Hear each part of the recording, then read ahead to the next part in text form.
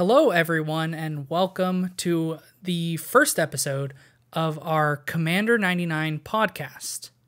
So this episode is going to be doing a couple different things. We're going to be introducing ourselves, introducing what it is that we do here at Commander 99, talking about Commander itself. We're going to try and explain the game and explain some of the basics, things that a lot of people out there already know, but it also helps to kind of, go back to the fundamentals, because there may be like things that we in particular see happening and kind of trying to add to it. Absolutely. And I think also going forward, we're going to be making content to bring our opinions. No, not our opinions. Whose opinions? Who does opinions?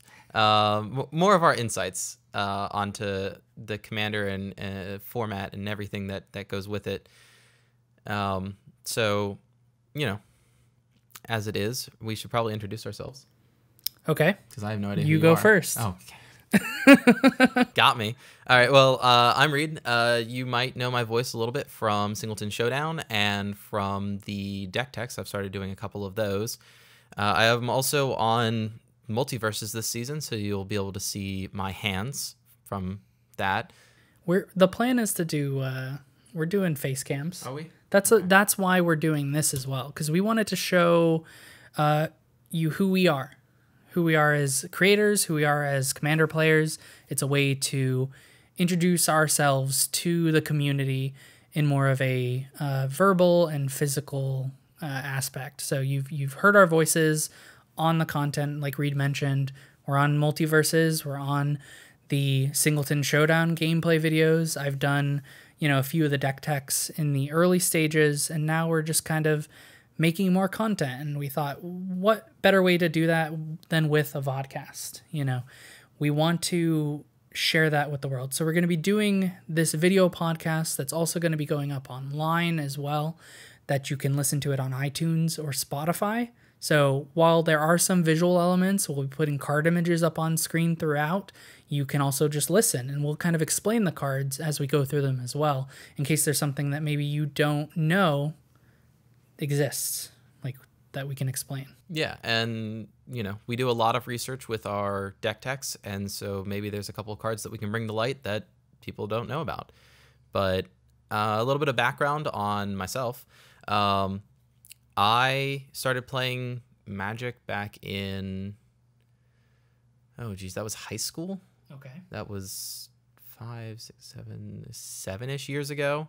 And I've been playing ever since. I played Standard for a little bit, and I really just started on Commander. I went to my local game shop to play Standard, took my casual deck, got beaten really bad. And afterwards, somebody called me over. I was like, what are you guys playing? And they said, we're playing this new format. We're playing EDH. Back then it was just called EDH. And we started playing together. And from there, I made my first deck. It was terrible. And since then, I have been making better and better decks. And hopefully nowadays I can make a good deck. I don't know. What was your first Commander? Oh, okay. So my first ever Commander was Conifer of Saproling. No, Saproling of Conifer. Why don't you explain what that card does? All right, so Saproling of Conifer, for anybody that doesn't know, is a legendary, I believe it's a tree folk shaman or druid. Okay. It's 3 and a hybrid green-black, 2 hybrid green-black.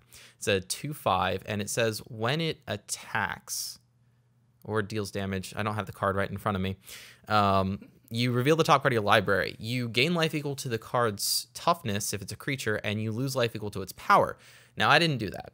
No, of course not. Why would you do that? Why would I ever play what the Commander was good at? Mm-hmm. And I instead, my favorite block of all time is Kamigawa, and I built green-black Kamigawa Spirits. Of course. And piloted it by Conifer. And I switched the Commander a couple of times, and then, the deck finally retired after about a year of getting my can kicked in. It might resurface in a different way, but that's That's your story. That's basically my story. Is I played really bad EDH, and then Commander got its name, and I started making better decks. Maybe. Yeah. Now we play really good EDH. Yeah. You know. So my start, I've had a foot in trading card games since I was a kid. I started with Pokemon. Did a lot of that. I went to Yu-Gi-Oh! When that became popularized. And then from there, it's like as I grew, my love for trading card games grew with it. So I started playing Magic. I was introduced to it with a Xbox game. That kind of tells you exactly when I started playing Magic. Not 360, just Xbox. Xbox. Yeah. I believe it might have been a 360. Was it? It was one of the Planeswalker. What were they called again? The Duelist of the Planeswalker games. Planeswalker. I know the ones that you're talking about. Yes. I think you can still play them on Steam. Okay. Yeah. Well, so I started with that, and then decided that it would be a good idea to go to my local game store and start playing Magic, because we already went to that particular store for Yu-Gi-Oh! On Sundays. And so it was just kind of like, well, instead of playing one game, we're going to play the other. And I started in Standard. It was Zendikar was when I first started playing. I purchased a World Wake structure deck, something like that, for like $10. Opened it up, pulled a Jace the Mind Sculptor when it had some value. Felt pretty good when people told me that it was worth something.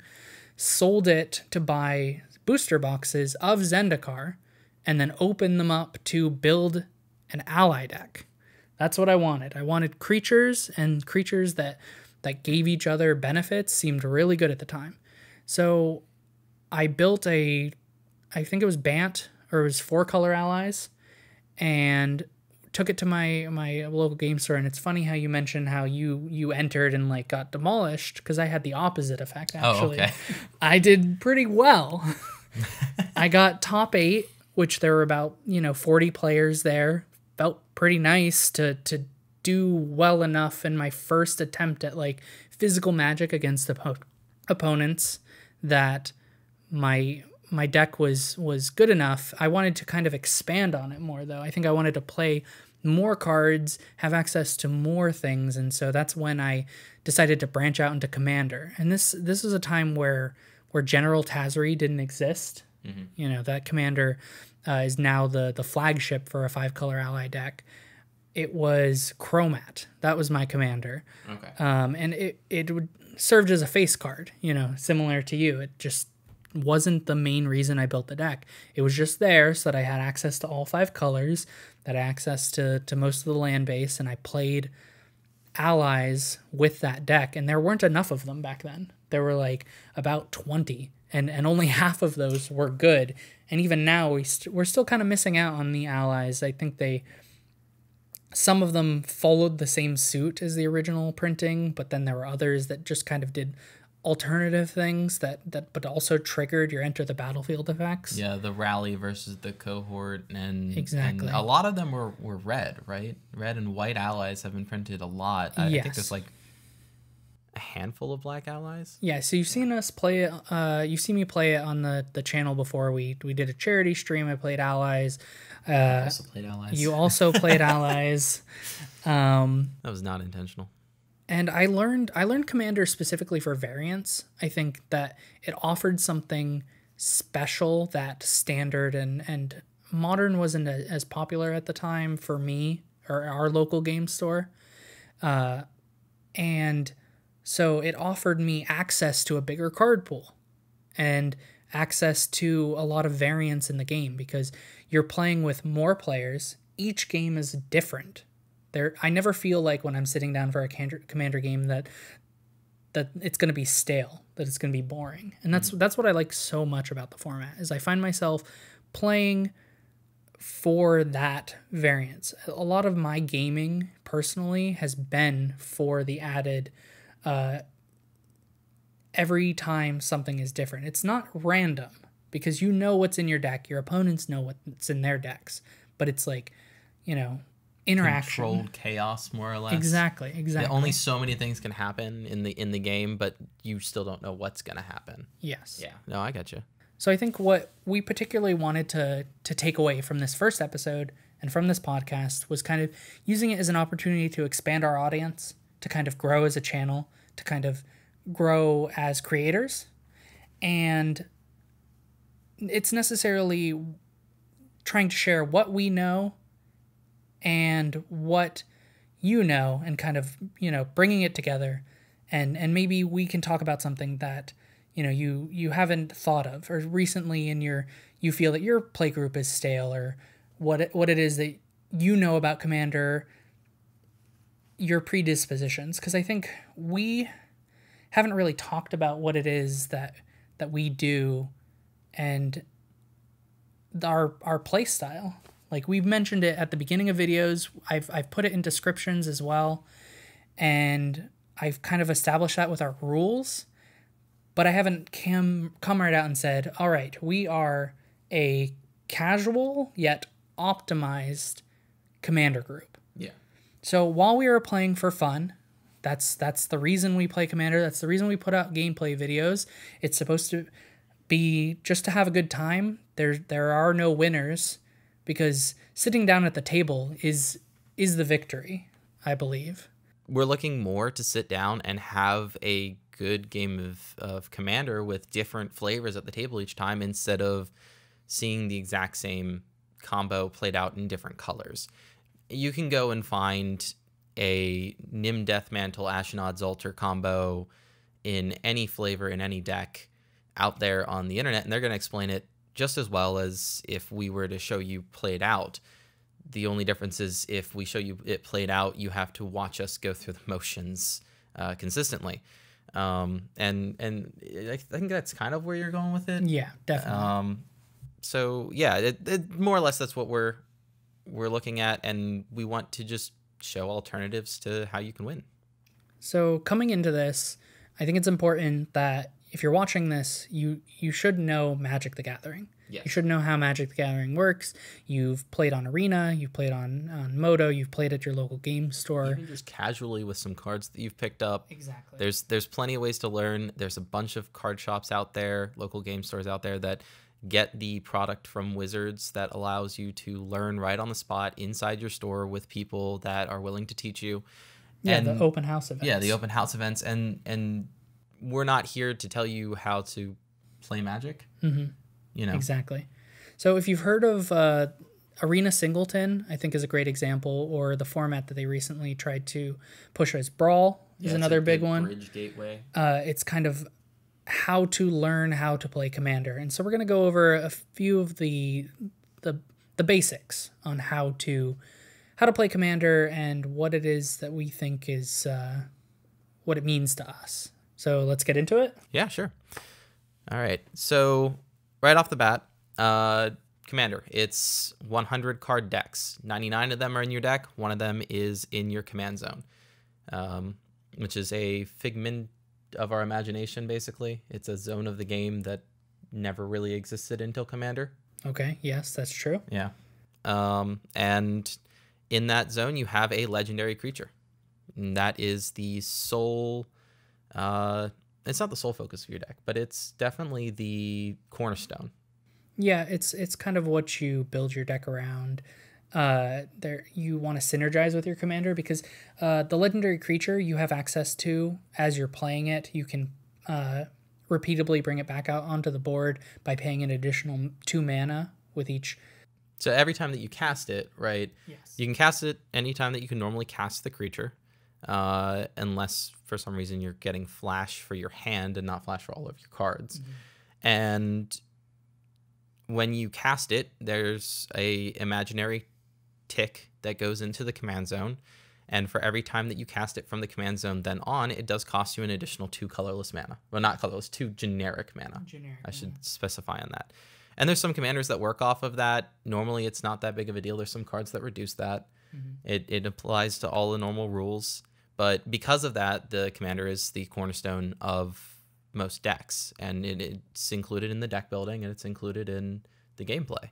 Yeah, I think it's also important to identify that there are exceptions to the rules, like particularly with your commander. There are certain planeswalkers that can be played as your commander, as well as certain commanders that can be used as partners. I wanted to bring up the example of Will and Rowan Kenrith. So Will and Rowan Kenrith are able to be used as partners, so you can have both of them as your commander, as well as they are both planeswalkers. It's like a double whammy right there, because normally you're only going to have that one creature, and it's supposed to be a creature, but Will and Rowan are planeswalkers, and you can use both of them. Yeah, and I think that that's kind of something interesting, and most of it will be identifiable on the card. So if you have a question of whether or not that creature is allowed to be played as your commander, if it's not a legendary creature, if it's a planeswalker, it'll specify. So like it says Will can be your commander, and it says partners with Rowan. I think are the important details that you need to know from building your commander deck. Yeah, and I'm sure that we'll go over partners in a later episode. Just understanding that there are exceptions to the rule is the important part. Yeah, because I think the next thing that I'd like to mention is how we're also... each card must have a different name in the deck. Yes, So except for basic lands. Yes, basic lands. And then there, again, another exception to the rule is cards that specify that you can have multiple copies of the card in the deck. Yeah, so normally you can't have two copies of, I guess, Kodama's Reach. Yeah. Yeah. So you can't have two copies of Kodama's Reach. If you don't know what that is, it's a green sorcery. It's 2 mana and a green mana. Allows you to search your library for 2 basics, put 1 into play tapped, and the 1 into your hand. But you can play Kodama's Reach and Cultivate. And Yes. Cultivate does the same thing as Kodama's Reach, Exact same wording. but different name. Yes. And that's important. And then there are cards like Rat Colony, as well as Persistent Petitioners. That's the new one. That is the new one. Yeah. Which allows you a deck to play any number of copies of this card. So the format still allows you to, in a sense, follow the normal rules of Magic. Exactly. Yeah. Generally, it's a 4-player free-for-all game. And what it offers to the format, as opposed to other formats, is that it offers you the ability to have a little bit more communication in the game, because ultimately you, as the individual player, are trying to come out victorious. But you have to then go up against 3 other players who have the same goal in mind. So each player at the table wants to win the game, to come or to have the most fun in some cases. Yeah, there are some decks out there that all they want to do is have fun. Yeah. They're usually interesting, to say the least. But yeah, and there are iterations that are different. So there is a version of Commander that you only play 1v1. It has completely different rule set. There's iterations for 6 players and 5 players, and the format itself is kind of an encompassing word. Yes. But traditional Commander, definitely you're looking at usually pods of 4. Yeah, it is designed for a pod of 4. Yeah. And when you're playing, you kind of have to, come to short-term agreements with your opponents and try and gain some kind of advantage throughout the game. I think one of the ways I've described it to casual players is in the past is I'll mention there's a card on your board and you want to keep that creature or that enchantment on board, and I'm not too happy with it because it affects my game. So I will say, you can keep the card for a while as long as it doesn't attack me or you don't use its ability against me, and then I will have my resource, held back in my hand. I won't use it until, say, I feel like there's an opportune time to cast it. So it's like you'll kind of make these bargains, these agreements in the game. And it's a little bit different than the 1v1 format that Commander, not that Magic usually plays. And I've talked to a lot of new players, and that is definitely something that new players have more or less an issue with, is this idea that you can win a game of Commander by talking better than your opponent. Yeah. Right? You can convince your opponents to do your dirty work for you and win. And that definitely is a hurdle for some people. Yeah, it's a social game for sure. It's a conversational game. It's kind of trying to convince your opponents that you are not the biggest threat at the table, that you are just here to have fun, as we've mentioned. And then you can turn around and win the game the following turn without necessarily, alienating your opponents. Yeah. And the game itself can really start jumping through some hoops because of that. Yes. Yeah. And so most of this information that we're pulling, if you wanted a full clarification of it, there is a full rule set out on the internet. And the first rule of the game is that social aspect that we're talking about. It right there underneath the first tab is play the game that you want to play. And I think that's also an important rule to keep in mind while understanding Commander, is that you're playing this because you want to, not for any other reason, really. Yeah, definitely. I agree with that. So to continue with more of like how Commander functions and how you get started, I think we should talk about particularly once you've got your legendary creature that you've chosen or planeswalker, you decide that this is how you want to build a deck. So we mentioned in particular, you can, build it around the commander, kind of focuses on their abilities and what it is that they do. Or you can, kind of branch out and choose a strategy that maybe opponents might not expect from seeing that legendary creature hit the board. Okay, so yeah, say you pull up a legendary creature, Amara, Soul of the Accord. That's in standard right now. So Amara is normally a green-white creature. And in Commander, it's still a green-white creature. The added rule in Commander, though, when it comes to deck building, which is why your Commander is kind of important, is that it also has a color identity. So in addition to actually its color, it has an identity to it. That identity doesn't really do anything in-game. It's just during deck building. So an example of a card that trips people up sometimes when they're playing Commander is Tasigur the Golden Fang. And it's normally just a black creature. Correct. But with Commander, because it has a hybrid blue-green symbol on it, it's actually Sultai colors. So it's green, blue, and black for color identity. That doesn't mean that while you're playing, it's considered a green, blue, and black card. You can't just like have a green creature and be like, oh, it has protection from green now, and you can't block. You can't block with Tasigur. Just during construction, it has something called color identity Sultai, color identity, green, blue, black, however you want to think about it. And that's relevant for our deck building because in Commander, the main rule about deck building is that your deck cannot include anything with color identity outside of your commanders. Yeah. And so we've kind of touched up on a couple other topics. I think that once you start building a deck, it's important to think about strategy.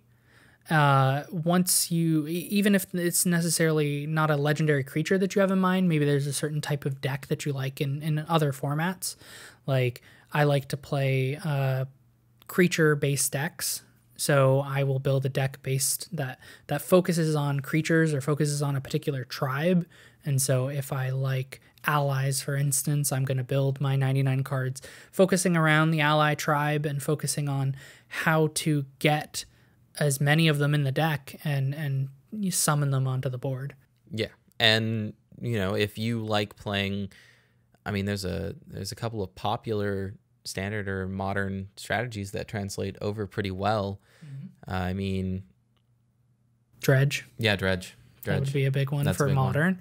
You can build a Dredge deck in Commander, and it's interesting because there are a lot of, you have bigger access to a you get to play cards outside of modern, so you get to look at the vintage and legacy lists and almost anything that's ever been printed, and build your deck using those. So while Golgari Grave Troll, is that banned in modern now? It is banned in modern. Yeah, Golgari Grave Troll is banned in modern. It's not in Commander. You can play your Golgari Grave Troll. You can build a deck around it. Yeah, you can. If you want to just every game look for your Golgari Grave Troll and play it, by all means. Yeah, and so no one's going to stop you. That's something that's interesting, is that you build a deck around a particular strategy or a particular card, and it makes it fun. Deck building is a big part of the process, and so that's kind of one of the topics we're going to try and discuss in future episodes is how you go about building a deck and maybe how it is we go about building our decks for our gameplay videos. Yeah, we'll definitely talk about deck building and stuff like that. I mean, I'd also like to touch on talking about colors and what they're good at, because there's definitely situations where you're like, I wish that black could destroy enchantments, and you're right, we all do. Yeah. And it can't. So there's a couple of ways around it that we found through our research, and we'll gladly share that with you guys. The other big rule that, besides just deck building and how the game kind of functions, is in Commander, your life total is not 20, it is 40. And that doesn't play as big of a role as you would think. Usually players having 40 life in Standard or Modern is a pretty big deal. Yeah. But it's not as much in Commander. And the amount, I kind of think it kind of dictates how you build the deck as well, because you have access to twice as much life total. The first few turns are usually meant for setup, so that you're allowed to play some of the higher costed cards that you couldn't necessarily put in your Standard or Modern deck, because those games are usually over by turn 4, turn 5, as to where Commander, it's going to last around turns 8 to 10 on average, and so you're going to be able to play some of these high costed creatures that have a good benefit to you in a multiplayer format as opposed to a single player format. Yeah, there's definitely, I have a personal rule of, if it gets to turn 16, it's gone too long. Yeah, right. Of course. And that's, you think of a 9-turn game, and 5 turns passes pretty quickly in Standard and Modern, and it doesn't really pass as quickly as you think. There's 4 people playing, so it twice as many turns when you think about it like that. And it takes a little bit longer anyways, so the games last about an hour and a half. Yeah, and that's the enjoyable part about it, is that because you're playing with a group of people as opposed to trying to just outperform against your one opponent, you have the opportunity to kind of converse and have a good time with people you talk to. So I think that's pretty much the basics on how to Commander play. Damage. I think that's the last thing that we need to touch up on is... All right, so we've talked about how to play. Yes. There's a couple of unique ways to win in Commander. You still have, if your opponent's life points reach 0, they still die. If you run out of cards in your deck, you still lose. And what's another big way that you lose? That's pretty much it. If you have a card that says you win the game, then you win the game still. There is one additional rule for winning the game, though, and that is that Commander damage that you were talking about. That's 21 points of damage that can be dealt to combat damage. Yes, specifically combat. From your legendary creature. So if you're playing Planeswalkers, you cannot win with Commander damage. And I think that's pretty important. You want to deal 21 points of damage from your commander to a single opponent, and that will eliminate that one player. Yes. And so if one of your other opponents is also attacking them, it doesn't count towards your total. You have to reach 21. Yeah, and there's definitely a couple of weird interactions. So a legendary creature being a commander is an aspect of the card. It can't be taken away. So if I turn your legendary creature, if I turn your Tasker or Golden Fang into a frog with Turn to Frog, it's still your commander, and it's still going to do 1 point of commander damage to me if I don't block it. Yep. So the commanderness of the card is its own separate entity, not something that you can remove or get rid of or copy. For the most part, that's the basics of Commander. It was really encased in the fact that there is commander damage, the fact that you do start with 40 life, and then in your deck building, that's really it. Once you have those 3 things down, you're pretty much good to sit down and play a game of Commander. Yeah. And there's not much else that you need to worry about.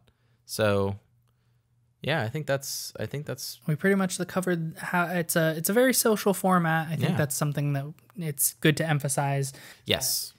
Sitting down and having a conversation with your opponents is kind of like, you're before you start, you kind of, say to your opponents what it is you want to get out of the game. Yeah, if it's your first game of Commander, it is definitely a good idea to, when you sit down, be like, hey, this is my first game of Commander. I just built my first deck. Yeah. Everybody in the format is going to understand that. It's not as much of sitting down in a tournament setting like Modern or Standard, where you're like, hey, this is my first game, and your opponent's just like, oh, geez, man, it's their first game. Depending on how much of a jerk they are, they might think, this is gonna be an easy game for me. And no one's going to, when you sit down and say it's your first game, going to not want to play with you. We're playing this for fun. We're playing this for this social interaction, and the idea that you can talk your way to winning. Yeah. So I think one thing that's important to mention is just kind of what we plan on doing with this this video podcast in particular, and kind of future episodes that we're looking to do, and kind of what we're hoping to share with you, you know. And so we're gonna try and cover various topics. Reed, I think you had a few ideas that... Yeah, just to name a couple of things for you guys to look forward to. We're going to hopefully talk about different ways to build decks, and, what each color is good at, because there are certain things in certain colors that you just can't do. Yeah. And how do you get around that? How do I structure my deck to deal with these issues that each color has? Also, how to just play a better game. When you sit down, are you playing politics? Are you just trying to ignore the fact that politics are a part of the game, the social interaction is a part of the game? Is this something that's going on?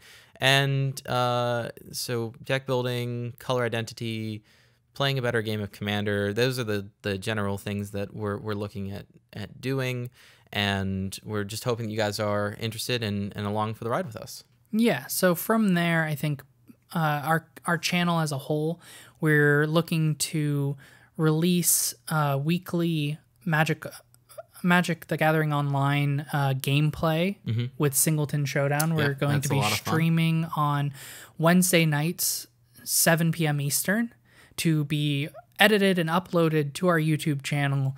The following Sunday at around 2 p.m. is when we'd like to release them, as well as we're going to be doing this podcast monthly. Yep.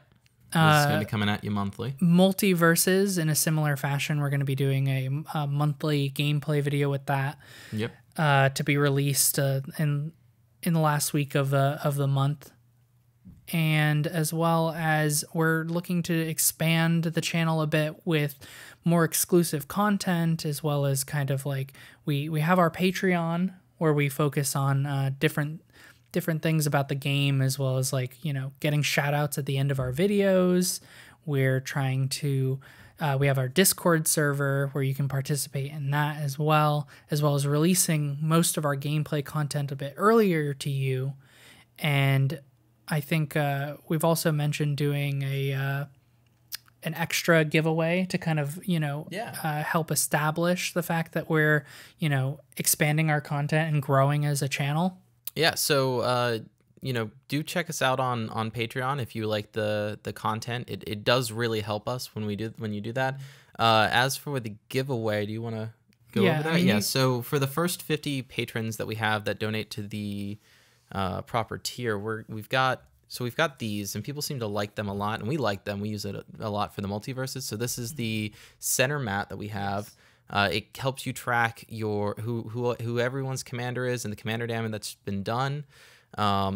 In addition, we're going to allow you to choose between Battle Bonds and Dominaria. Yeah, we particularly chose these sets because Dominaria, a legend, comes in every pack, and it's something that, standard players enjoy as well. It's a good way to start an EDH deck, is to make sure that you're getting a legendary creature. So you open a legendary creature, and you could start building a deck from there.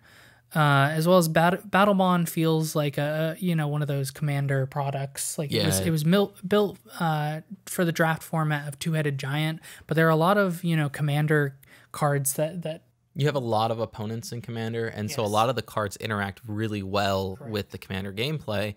In addition, there's some really nice legendary creatures in there. Yes, partner commanders that you can play with. Yeah, so if you join us as a patron on our Patreon and leave us your address, we will send you out for the first 50 people that sign up for the proper 50. Tier. I think it's the $10 tier.